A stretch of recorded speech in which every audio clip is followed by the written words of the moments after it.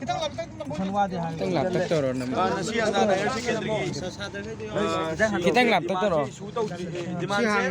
fulfill Tawdrifaoba Azad Higher Secondary School ase close to Sanjaragani Asidagi koi government da matamgi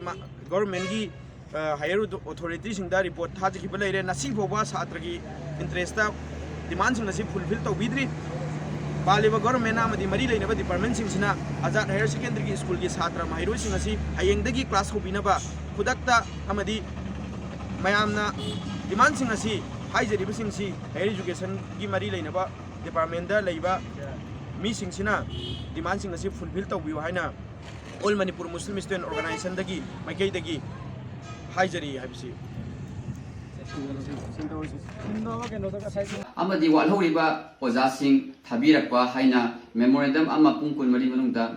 thajaki education minister da AMMSO Yairipok basna thajaki ba pungkun mari gi matam loikhiba ka Loinana hayeng December ki tang 13 ayuk ki pung 6 tagi horaga Yairipok ki mafam punnamakta pung 9 general strike kaujari